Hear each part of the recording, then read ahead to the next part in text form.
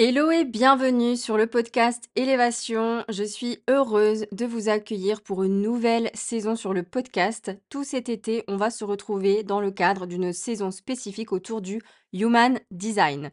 Alors, peut-être que ce mot vous le connaissez, peut-être qu'il est complètement inconnu au bataillon dans votre langage, il n'est même pas dans votre champ de connaissances ni de conscience. Eh bien, tant mieux parce que plus de personnes le connaîtront et mieux nous vivrons alignés à qui nous sommes vraiment. Alors, on va, pendant cette saison qui va durer tout l'été, parler du Human Design. Je vais vous le présenter à travers différents épisodes que je vais essayer de maintenir assez courts, mais aussi je vais vous proposer des formats vivants autour de tables rondes. Et ça va être intéressant aussi et vous allez mieux comprendre aujourd'hui avec l'introduction sur le Human Design en quoi ces tables rondes vont être très chouettes pour votre type énergétique. Parce que le Human Design, il répartit la population en différents types énergétiques. C'est vraiment, notre mécanique énergétique. Comment on fonctionne, quelle est la manière la plus optimale d'utiliser notre énergie et ça nous donne des indications précieuses à ce niveau-là. Alors, je vais volontairement ne pas vous dire quelle est l'origine du Human Design. Par contre, dans la description, je vais vous mettre un lien vers un article de blog que j'ai créé à ce sujet. Pourquoi je vous le dis pas actuellement? C'est parce que moi, quand j'ai découvert le Human Design, c'était en 2021. Je n'ai pas eu besoin de savoir comment ça avait été créé, parce que c'était tellement parlant, par rapport à ce que je pouvais lire d'informations, à ce qu'on m'a transmis d'informations sur, mon Human Design que je me suis dit: «Waouh, j'ai enfin l'impression d'être comprise». J'ai déculpabilisé de beaucoup de choses et je me suis dit: «Mais en fait, il y a rien qui cloche chez moi». Heu, Tout était déjà écrit quelque part et je fonctionne, parfaitement, normalement par rapport à qui je suis. Donc ça a été vraiment, comme on dirait aujourd'hui, un game changer où je me suis dit en fait, je me suis aperçue et je me suis, lue à travers un prisme différent de ce que je connaissais jusqu'alors et ça a été, transformateur et libérateur pour moi. Je me suis vraiment sentie soulagée. Donc, je peux vous dire en tout cas que le Human Design est inspiré de différents outils, notamment de l'astrologie, du I Ching chinois, des chakras, et cetera. Il y en a plusieurs et vous retrouverez tout dans l'article, sur le blog. Et en fait, je veux pas que vous attachiez trop à comment cet outil est né, mais plutôt à ce qu'il vous dit sur vous. Parce que c'est ça le plus important. Parce que je sais qu'on est beaucoup à être dans le mental, à être cartésien, à avoir besoin de comprendre. Et ce n'est pas un outil qui est fait pour être compris. C'est vraiment quelque chose qui se vit, qui se ressent. Et bien sûr, les informations, elles vont venir nourrir votre mental. Mais je sais que pour les cartésiens qui ont des œillères et qui sont pas très ouverts à la spiritualité et à tous, ces outils ésotériques et qui pensent que l'astrologie, ça se résume à des horoscopes, par exemple, dans les magazines, on n'y est pas du tout, c'est pas de ça qu'il s'agit. Donc vraiment, écoutez les épisodes de cette saison, faites-vous votre avis et après, à la rigueur, allez regarder comment est né le Human Design, qui est-ce qui l'a créé et vous aurez eu déjà, beaucoup de preuves et de confirmations que c'est un outil qui fonctionne et qui parle vraiment de vous. Vous allez vous sentir reconnu. Alors voilà pour la petite introduction. Maintenant dans cet épisode aujourd'hui, dans ce premier épisode, je vais vous présenter les types énergétiques du Human Design. Parce que le Human Design, c'est ça la base, c'est, je fais partie d'un groupe de type énergétique spécifique et déjà de savoir ça, ça me donne énormément d'informations sur comment je fonctionne, quelle serait la meilleure stratégie pour moi pour utiliser mon énergie et en faire bon usage et que ce soit aligné en étant sur ma voie, celle qui est la plus juste pour moi et la plus écologique pour moi. Et donc du coup, c'est hyper important déjà de savoir dans quel type énergétique vous êtes. Donc pour ça, déjà, je vais vous mettre à contribution. Je vais vous inviter tout de suite maintenant à aller sur Google. Vous pouvez mettre pause et à taper charte Human Design. Human, c'est Human et design comme le design, Design. Là, vous allez avoir plein de sites qui vont sortir. Je vais vous mettre un lien aussi dans la description du podcast. Vous pouvez directement cliquer dessus. Et vous allez entrer vos informations de naissance précises. Donc, il vous faut l'heure de votre naissance exacte, votre date et le lieu plus, voilà, le pays. Et à partir de ça va vous sortir un bodygraph dans le jargon, on appelle ça. C'est une une représentation visuelle d'un schéma, qui est le vôtre avec vous allez voir, il y a 9 centres. Il y en a qui seront, colorés, d'autres pas. Il y en a peut-être qui seront pas du tout colorés, mais ça, c'est plus rare, vous allez le voir. Et ça va vous indiquer en tout cas quelques informations dont votre type. Et donc à partir de ce que je vais vous raconter maintenant, vous allez pouvoir savoir dans quel type vous êtes et continuer d'écouter l'épisode parce que je vais décrire dans les grandes lignes chaque type, comment ça fonctionne et cetera. C'est important non seulement de se situer soi-même en fait sur ce spectre de type énergétique, mais aussi, pour comprendre les autres, les gens qui nous entourent parce que nous sommes, des êtres interconnectés, nous sommes entourés, nous ne vivons pas seuls, à moins d'être dans une cabane au fond du Canada ou de l'Alaska, je ne sais pas. Mais en tout cas, nous avons des interactions, que ce soit la famille, les amis, les collègues, les enfants, le partenaire et cetera et c'est hyper intéressant et en général, on est curieux de connaître aussi le type des gens qui nous entourent parce que ça vient nous donner des dynamiques relationnelles qui sont quand même, assez précieuses pour mieux se comprendre et mieux vivre ensemble. Voilà. Donc je vous invite à aller éditer votre schéma. Notez bien juste votre type. Le schéma, il n'a pas vocation à être compris pour ceux qui ne connaissent pas le Human Design. C'est un peu comme votre thème astral pour les astrologues. Quand on s'y intéresse pas, on comprend rien. C'est flou et ça n'a pas forcément vocation à être compris, sauf si vous voulez vous former à ça. Mais petit à petit, avec cette saison, vous allez réussir à décrypter 2-3 choses de votre bodygraph, de votre schéma. Voilà, sans transition, maintenant que vous avez édité, si c'est pas le cas, mettez pause et que vous connaissez votre type, eh ben, je vais vous les présenter et vous allez pouvoir vous situer un peu plus.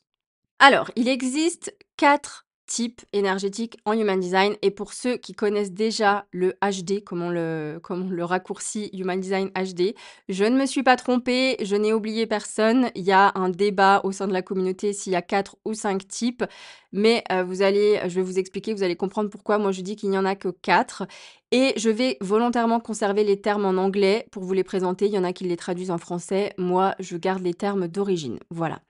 Alors, je vais partir du type le plus répandu au moins répandu en termes de population mondiale. On a ce qu'on appelle la famille des générateurs. Et ça inclut les générateurs dits purs et les manifesting generators. Donc ça, en fait, on a tendance à les présenter comme 2 types différents, 2 types distincts. Et dans ce cas-là, on va dire qu'il y a 5 types en Human Design. Mais en soi, le fondateur du Human Design a toujours inclus les manifesting generators au type du générateur. On y reviendra un peu plus tard. Donc pour moi, il y a la famille des générateurs. Et dans cette famille, on a donc les générateurs qui représentent environ 37% de la population mondiale, les manifesting generators 33%, et donc à eux deux, ces types qui forment la famille des générateurs représentent 70% de la population mondiale environ. C'est hyper important à retenir cette information, que vous soyez générateur, manifesting generator ou pas, parce que nous sommes entourés à 3/4 de ce type énergétique et ça a des conséquences et des influences sur nos conditionnements pour tous les autres types, vous allez voir. Donc ensuite, on a les projecteurs. Ça, c'est mon type à moi, donc 20 environ de la population mondiale. Ensuite, les manifestors, 9 environ de la population mondiale et enfin les réflecteurs, 1 1,5 environ de la population mondiale. C'est des chiffres qui évoluent un petit peu avec le temps, mais pas tant que ça bouge pas beaucoup.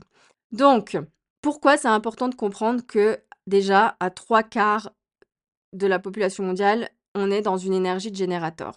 Parce que je vais vous présenter ce type, la famille des générateurs.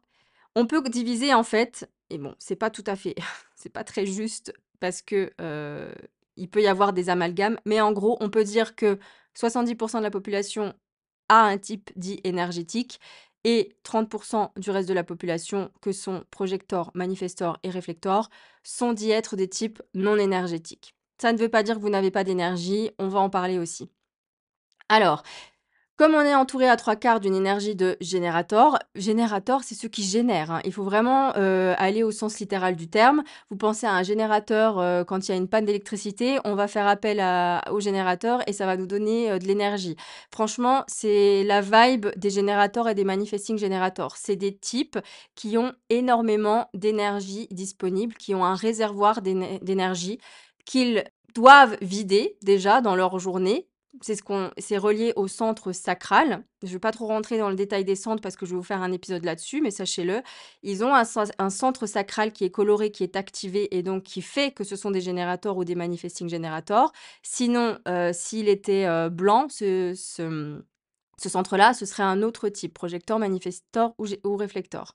Et ce centre sacral, il a besoin d'être vidé. Ils ont un accès constant à cette énergie. Ils peuvent vraiment s'appuyer dessus. C'est une ressource fiable pour eux, là où ça va être fluctuant pour les autres types énergétiques. Donc, les générateurs et les manifesting generators, ils adorent faire des choses. Mais c'est important qu'ils gardent de la satisfaction et du plaisir dans ce qu'ils font. Parce que un générateur ou un manifesting generator qui se sent fatigué dans sa vie, épuisé, limite en burn-out, eh ben, c'est juste une personne qui est désalignée de sa façon de fonctionner énergétiquement à la base. Parce que c'est important qu'il y ait du plaisir et de la satisfaction dans le processus d'action. Alors, on est dans une société qui valorise le travail, la productivité, le faire, la rapidité. Ce qui peut être très compliqué pour tous les autres types, projecteurs, manifestors et réflecteurs, puisque nous n'avons pas accès à l'énergie de façon constante et donc du coup, on peut, se sentir obligé de forcer parce que comme notre centre sacral n'est pas, activé pour nous, on va amplifier l'énergie qui nous entoure et il suffit qu'on soit entouré d'énergie de générateurs et de manifesting generators pour, se confondre dans ce type-là et se prendre pour ce que nous ne sommes pas et donc pousser, pousser, pousser dans l'action jusqu'à s'en épuiser, jusqu'à forcer et avoir besoin derrière d'un gros break, parce qu'on n'a, pas en fait la même capacité énergétique. Ça ne veut pas dire qu'on est moins bien, qu'on n'est pas assez ou autre, pas du tout. Tout le monde a sa place dans, le grand schéma collectif. C'est juste qu'on n'a pas une énergie qui fonctionne pareil. Si vous voulez, la famille des générateurs, c'est des marathoniens et tout le reste, c'est des sprinteurs, en gros. On va dire ça comme ça pour vulgariser au maximum. Donc forcément, on fonctionne pas de la même façon. Et le fait d'être toujours, dans les injonctions de «il faut faire», «je dois», si tu passes pas à l'action, c'est que tu es feignant, c'est que tu pas d'énergie, c'est que tu es incapable et cetera. C'est vraiment des croyances, heu, hyper limitantes et pas du tout justes quand on comprend, en fait, le human design et l'énergie dans laquelle on est né. Franchement, ça peut vraiment vous changer la vie. Moi, ça m'a fait déculpabiliser beaucoup parce que je suis projecteur. C'est 20 de la population. Ça veut dire que 80 de la population ne fonctionne pas comme moi. Et donc, forcément, ça vient me donner des indications précieuses sur pourquoi je me sens toujours à part aussi et pourquoi j'ai pas la même énergie que ben, des partenaires qui ont pu me partager ma vie ou même mes parents parce que j'ai 2 parents manifesting generator et du coup, moi, je fonctionnais pas du tout pareil. Alors, on va rentrer un peu plus dans le vif du sujet, puis je vais vous présenter dans les grandes lignes chaque type. Comme ça, vous allez pouvoir aussi vous situer, maintenant que vous connaissez votre type et vous allez pouvoir voir si ça vous parle ou pas déjà, sur le premier plan. Petite, aparté avant, il faut comprendre une chose parce que je vais l'évoquer en vous présentant les types, c'est que chaque type énergétique en human design a ce qu'on a, une stratégie qui lui est propre. C'est la manière avec laquelle on va, communiquer avec la vie, recevoir des opportunités, les créer et cetera. Il y a aussi, ce qu'on appelle, une signature émotionnelle. C'est cette sensation, cette émotion qui va nous faire dire que oui, je suis sur ma voie, je suis bien alignée à mon type parce que je ressens ça et aussi à contrario, il y a ce qu'on appelle le thème du non-soi, qui est aussi une émotion, une sensation qui vont nous faire dire que là, je suis désalignée, je ne suis plus sur ma voie et ça tiraille.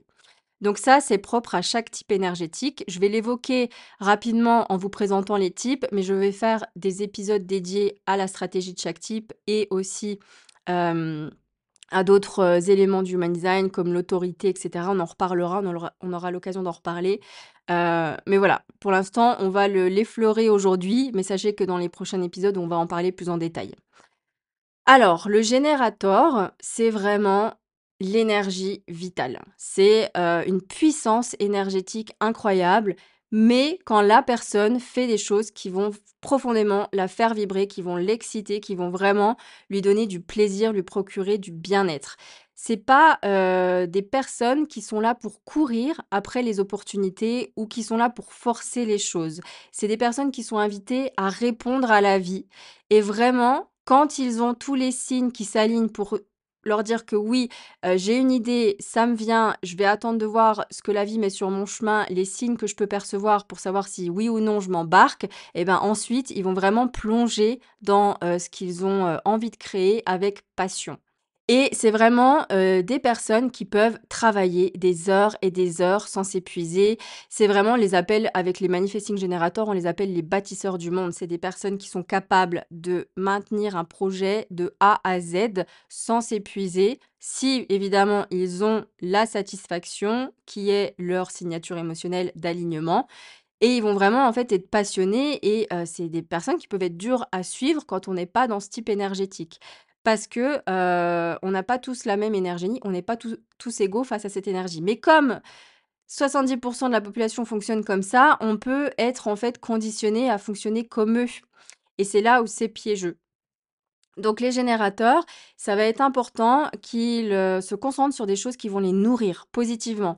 Si c'est des personnes qui vont répondre et dire oui à la vie par obligation, là, ils vont se vider, ils vont s'épuiser et puis surtout, ils vont être dans leur thème du non-soi, dans le désalignement qui est la frustration. Si vous êtes générateur, peut-être que la frustration, ça vous parle. Eh ben, sachez que les domaines de votre vie où vous êtes frustré, c'est qu'il y a quelque chose à venir réajuster. Et ça peut être, hyper contre-intuitif parfois d'écouter son design parce que ça demande une confiance et une foi en la vie et en soi-même qui dont on n'a pas l'habitude en fait parce que c'est croire à des choses qui ne sont pas forcément palpables. Mais je vous jure que si vous essayez, ne serait-ce que pendant une semaine, de prendre en compte ce que vous dit votre human design et de l'appliquer, c'est obligé que vous allez voir des choses qui vont bouger dans le bon sens et vous sentir beaucoup plus aligné à qui vous êtes réellement, à votre propre vérité énergétique. Donc vraiment, pour un générateur, la clé, ça va être de suivre son enthousiasme, pas son mental, pas sa tête. Et puis, on peut avoir tendance à être dans le people pleasing, à vouloir faire plaisir et à dire oui. Ça peut être très difficile, surtout que les générateurs, on a aussi une aura en tant que type, une aura propre à chaque type énergétique, on en reparlera. Ils ont une aura accueillante et enveloppante, on a envie d'aller vers eux. Et du coup, bah, si ils restent dans leur plaisir, c'est OK. Par contre, s'ils commencent à faire des choses bah, pour faire plaisir ou parce qu'ils ont peur de dire non, ils osent pas dire non ou ils ont peur du regard des autres et cetera. Ils vont forcément finir par se frustrer, s'épuiser et donc un générateur épuisé, comme je le disais un peu plus tôt dans le podcast, ce n'est pas, un générateur aligné. Un générateur ne doit pas, ressentir de la fatigue. Ça veut pas dire qu'ils sont inépuisables et qu'ils dorment jamais, bien sûr, mais ça veut dire que tant qu'ils sont dans ce qui les passionne, ils peuvent vraiment, être des heures et des heures, comme des marathoniens sur le sujet qui les passionne. Donc voilà pour ce qui est globalement la vibe du générateur et ensuite on a les manifesting generators qui sont, aussi dans la famille des générateurs parce qu'ils fonctionnent globalement de la même façon sauf que là, c'est un peu une version hybride. C'est moi je trouve pour être entouré de manifesting generators, pour avoir eu des partenaires de ce type-là et pour avoir eu des parents de ce type-là, c'est vraiment, pour moi ce qui les caractérise, c'est la vitesse.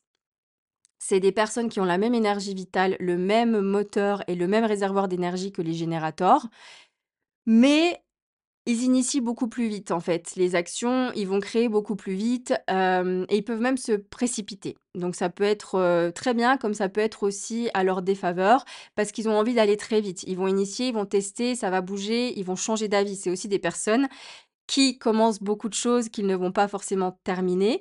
Il y a beaucoup, de multi-passionnés, multipotentiels aussi dans les manifesting generators parce qu'ils ont envie de tester plein de choses et ils vont pas forcément au bout. Ce qui peut être déroutant, en fait, pour l'entourage, mais une fois qu'on comprend que c'est leur mécanique, ça, peut aussi leur permettre à eux-mêmes de déculpabiliser parce qu'en fait, c'est comme ça que vous fonctionnez. Donc, c'est vraiment des profils qui n'aiment pas être enfermés, et qui vont vraiment apprendre en faisant et parfois en faisant des erreurs. Quand les générateurs vont, visualiser toutes les étapes d'un projet de A à Z, ça va être pareil pour les manifesting generators, à la différence que les manifesting generators, ils vont se laisser la liberté de sauter des étapes, par exemple. Et il y a des étapes, c'est OK de les sauter, il y en avait pas besoin et il y en a d'autres, par contre, c'était primordial pour mener à bien le projet. Du coup, il va falloir revenir en arrière et recommencer et donc ça peut être, quelque chose de fatigant et d'énervant pour eux-mêmes ou même pour l'entourage. Donc le challenge, c'est cette vitesse, la tendance à aller trop vite sans prévenir personne en plus, ce qui peut vraiment être, challengeant pour ceux qui les entourent. Moi, je sais que ça m'a demandé, beaucoup de tolérance de comprendre les manifesting generators parce que je me disais: «Mais attends, il commence un truc, il finit pas, il y a des choses qui restent en plan, il va commencer à monter un meuble, il le termine pas, il va partir sur autre chose» et moi, pour moi, c'était chiant clairement, mais en même temps, c'est une façon pour eux de fonctionner. Donc faut faire attention aux résistances que ça peut créer, on va dire, avec l'entourage ou même avec soi-même, les tiraillements de se dire: je suis pas capable de terminer quelque chose, je m'éparpille dans tous les sens alors qu'en fait, c'est la dynamique énergétique qui fonctionne comme ça. Donc ça va être important pour eux, de venir aussi informer avant d'agir. Comme ça permet, de prévenir l'entourage, de ceux qui vont être impactés par certaines décisions, de savoir, heu, où ils vont, ce qu'ils font. Ils ont pas en fait ils vont pas demander la permission, c'est juste qu'ils vont informer et que ça va apaiser, en fait, les dynamiques relationnelles parce que souvent, on peut être dérouté face à des manifesting generators. Donc vraiment, pour moi, ce qui les caractérise, c'est ça, c'est la vitesse d'exécution, d'action. Ils pensent très vite et ils agissent très vite et le fait de s'autoriser, en fait, à explorer plein de choses, à pas forcément les terminer et c'est OK parce que ça fait partie de leur cheminement. Le type énergétique, c'est un premier niveau de lecture, évidemment, Human Design. Il y a plein de choses derrière qui vont nous donner d'autres indices, d'autres couches de lecture, comme, la stratégie, l'autorité émotionnelle, le profil, tout ça, on va en reparler, les centres activés, pas activés. Vous allez voir cet été, on va aborder ces sujets-là et vous allez pouvoir avoir un cheminement assez complet et une lecture un peu plus fine de votre Human Design. Ensuite, on a les projecteurs. Donc ça, c'est mon type. Là, on change complètement d'énergie. 70 de la population avant était très énergétique. Là, avec le projecteur, on n'est vraiment pas sur, un moteur d'action. C'est plutôt, un phare qui va venir, guider les autres, qui va venir, diriger, aider les gens à être sur leur propre chemin, conseiller. Il y a beaucoup de coachs, de conseillers, de consultants qui vont être projecteurs également dans les ressources humaines et cetera. Alors dans tous les types aussi, hein, quand je vous dis ça, ça veut pas dire c'est que les projecteurs qui sont comme ça. Bien sûr, les autres peuvent l'être aussi, bien évidemment. C'est juste qu'il y a une tendance à en retrouver plus, dans ces domaines-là. C'est vraiment un laser, c'est quelqu'un qui va voir profondément les autres sans forcément que la personne ait beaucoup à parler. On va capter des choses qui ne sont pas forcément visibles. On va capter des systèmes de fonctionnement et on va très rapidement être en capacité de voir les dysfonctionnements sans même que la personne ait forcément beaucoup échangé sur ce qu'elle vit. Et vraiment, un des mots aussi qui nous caractérise, je trouve, c'est d'optimiser. On aime bien optimiser les processus. On a cette structure. Et cette clarté, en fait, pour les autres, c'est un peu plus compliqué pour nous-mêmes, mais pour les autres, c'est très, très juste. On vient souvent d'ailleurs nous chercher pour des conseils et on peut vraiment, voir ce qui doit être amélioré, facilement pour avoir une vie, plus optimale, un fonctionnement plus optimal et être en bonne santé et dans le bien-être et cetera. Nous, on n'est pas là pour faire, on est là pour être. Mais comme on est entouré à 3/4 de personnes qui ont l'énergie pour faire, bah, ça peut être compliqué, pour nous et justement, en général, pour les projecteurs de découvrir leur human design, c'est vraiment libérateur parce qu'on se dit: «OK, je comprends pourquoi j'ai besoin de repos, pourquoi, faut que j'arrête de me sentir, fainéant parce que je prends du temps pour moi». Parce que pour déjà leur stratégie, c'est d'attendre l'invitation. Les générateurs et les manifesting générateurs, c'est de répondre à la vie. Nous, ça va être d'attendre l'invitation. C'est souvent plus déroutant pour les projecteurs, cette stratégie-là, parce qu'on se dit: «OK, ça veut dire quoi? Ça veut dire que je suis passif et que je fais rien?» Non, pas du tout, ça veut pas dire ça. Ça veut dire qu'on est invité à se rendre visible sur ce qu'on aime faire, sur ce qu'on sait faire et d'attendre, en fait, que les bonnes personnes nous envoient les invitations pour, partager nos points de vue, nos visions, notre philosophie, nos conseils et cetera et voilà et ça peut être très difficile d'attendre, parce qu'on est vraiment invité à travailler sur notre capacité d'attente, de patienter et dans cette période d'attente, de pas rien faire, mais au contraire de nous concentrer sur ce qu'on aime. Moi, je sais que j'aime bien me former. Lire, c'est des trucs qui me passionnent. Ça vient enrichir, en fait, ce que je suis venue faire ici sur terre pour guider les autres. Parce que plus je vais apprendre de choses, plus mon champ de connaissances va s'élargir et plus j'ai de matière aussi pour accompagner au plus juste et moi aussi ça me passionne, je peux passer des heures là-dessus à me former. Donc c'est vraiment ce que je suis invitée à faire Et donc un projecteur qui va essayer de fonctionner comme un générateur, il va finir vidé. Il va être dans l'amertume aussi, qui est son thème du non-soi et il va vraiment, il y a vraiment ce truc aussi, cette dynamique avec les projecteurs de la le besoin de reconnaissance. Mais ça passe déjà par l'autoreconnaissance, par se reconnaître soi-même et ne pas attendre la reconnaissance de l'extérieur, même si oui, on peut, avoir besoin de reconnaissance extérieure. Ça fait partie aussi, ça peut être un moteur, mais il faut surtout se reconnaître soi-même dans, toute la valeur qu'on peut apporter juste en étant nous-mêmes, en fait. Et vraiment, voilà, notre super pouvoir, c'est ça, c'est d'attendre l'invitation de l'extérieur et la reconnaissance et là, on va se sentir successful dans la réussite, dans le succès et ça, on aime, on est content quand c'est comme ça. Moi, je sais, que pour l'avoir observé, puisque ça fait 4 ans maintenant, 4 ans et demi que je m'intéresse au human design et que surtout, ben, voilà, je l'intègre et l'expérimente au quotidien, que ce soit dans mes relations, le perso, le pro.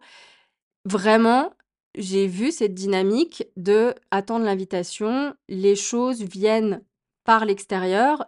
Je l'ai vu non seulement avant de connaître le human design, en revenant dans des souvenirs de comment j'ai trouvé tel job ou comment, j'ai rencontré telle personne et aussi maintenant, depuis que je suis entrepreneur, de comment ça fonctionne. Plus je vais forcer, plus je vais essayer de prouver ma valeur, plus je vais essayer, de vouloir être visible et dire: «Oh, c'est moi, regardez-moi» et plus je vais être dans l'amertume et plus je vais me faire confiance, être sereine, travailler ma qualité d'être. Ça me de En fait, on est des gros chillers, hein. On est là pour se détendre et pour prendre soin de notre qualité d'être, notre qualité de présence. Plus je fais ça, plus c'est aligné, plus les invitations viennent à moi et plus je me sens reconnue et en fait, c'est une mécanique qui est hyper contre-intuitive, mais quand on la met en place, bah, franchement, c'est en réalité hyper intuitif. Mais comme c'est pas palpable et que, on a beaucoup de peur de manquer, peur de jugement des autres et cetera, on a des couches de conditionnement à venir enlever pour vraiment s'aligner et devenir magnétique en étant,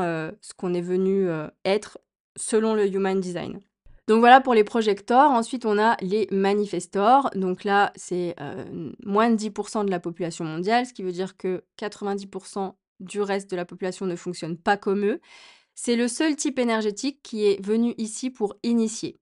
Donc, ouais, générateur, on a l'idée du générateur. Je génère l'énergie. Les projecteurs, on projette les choses que les gens ne voient pas. On est vraiment un phare, un guide, une lumière. Les manifestors, ils sont là pour manifester, pour initier, pour créer et ils n'ont vraiment pas besoin d'attendre de l'extérieur ni de demander la permission des autres pour faire. C'est des personnes qui sont là pour suivre leurs élans. Ils sont là pour démarrer les choses, mettre les idées en mouvement et ouvrir de nouvelles voies, ouvrir de nouvelles portes et ils ont vraiment une énergie qui est très impactante, très indépendante, parfois clivante, parfois dérangeante, parce que tout le monde n'est pas prêt pour leur impact. C'est vraiment une aura puissante et en fait, leur job, c'est pas de plaire, c'est pas ils sont pas là pour plaire, ils sont là pour lancer ce qui leur semble juste à eux et en général, ça a une portée collective, ça vient inviter le collectif. Je pense notamment, on en a fait une interview, je crois que c'était en 2021 avec Mélissa Simoneau. C'est elle qui m'a fait connaître le human design avec son compte Insta. C'est une des premières personnes que j'ai vues qui a parlé du human design en France et c'est une manifestor. Elle a sorti un livre que je vous recommande chaudement qui est, «Libérez votre potentiel grâce au human design». C'est un super guide, un livre hyper bien écrit. Enfin voilà, moi j'adore sa façon de parler, d'expliquer les choses à Mélissa, et vraiment, elle a ouvert une nouvelle voie pour moi avec le human design. Maintenant, on le voit de plus en plus, en tout cas dans mon microcosme du développement personnel, de la spiritualité.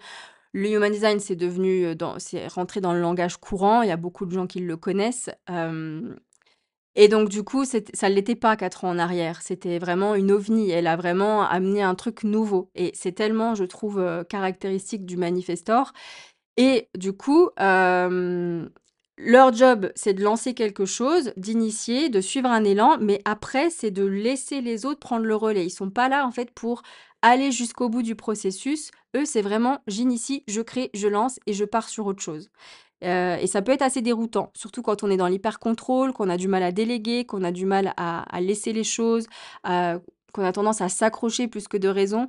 Ça peut être compliqué, déjà pour l'entourage de nous comprendre et aussi pour, soi-même de se dire: «OK, bon ben, je viens de lancer ça». Ça demande en général leurs élans, hein, sont assez, impactants et demandent une énergie créatrice ils ont à disposition, mais qui leur demandent beaucoup d'énergie et donc ils vont avoir des phases de régénération et de repos importantes derrière et vitales et nécessaires pour leur santé. Donc ça peut être compliqué de fonctionner comme ça au début quand on n'a pas l'habitude, quand on a été conditionné dans l'enfance, quand on n'a pas, été encouragé, dans notre liberté. On nous a imposé des règles, ce qui est vraiment contre, productif pour le manifestor. Donc c'est aussi important de comprendre ça si vous avez des enfants manifestors et que vous-même vous êtes, je sais pas moi, générateur, projecteur, vous fonctionnez pas comme eux et c'est important de venir comprendre leur dynamique. Et aussi, dans la stratégie donc du manifestor, on a initié, ils sont là pour initier, mais on a aussi informé. D'ailleurs, si vous suivez bien, on le retrouve dans la stratégie du manifesting generator parce que c'est un peu un hybride entre le générateur et, le manifestor, dans le sens où ils ont besoin eux aussi de venir informer justement quand ils changent de voie, quand ils passent à autre chose, quand ils arrêtent, voilà, quand ils vont sur d'autres projets. Donc informer pour le manifestor, c'est vital parce que ça leur permet déjà alors c'est pas encore une fois, c'est pas de demander la permission, hein, c'est juste: «Je t'informe que, je vais faire ça». Surtout les personnes dont leurs décisions vont avoir un impact et c'est surtout pour éviter d'être, interrompus dans leur processus créatif. Parce que quand ils suivent un élan, c'est souvent où ils ont besoin aussi de s'isoler, de rester bien focus sur, ce qu'ils ont à accomplir et à mettre leur énergie à bon escient en toute autonomie avec eux-mêmes et donc à pas venir être dérangés ou interrompus chaque seconde, ce qui va casser en fait ce flux créatif et donc pour ça, il faut informer les autres évidemment parce que sinon, les autres ne peuvent pas savoir et ils aiment bien aussi en général être informés, sur les évolutions, sur les changements et cetera. C'est des 2 côtés. Donc ça leur permet d'agir librement et ça évite de créer trop de résistance parce que eux, leur signature émotionnelle, c'est la paix.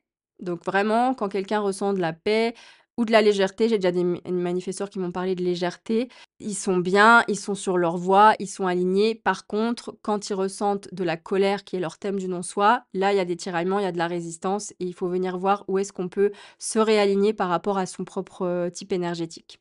Et pour terminer, on a les réflecteurs. Donc eux, ils sont évidemment très rares parce que c'est 1% à peine de la population. Ils viennent refléter. C'est les miroirs du collectif. Ce qui est particulier chez eux, c'est que sur leur schéma corporel, vous, ou peut-être pas, hein, mais qui m'écoutez, en général, il y a plus de chances que 99% des gens qui m'écoutent aient des centres colorés. Eux n'en auront aucun. Tout est blanc sur leur type.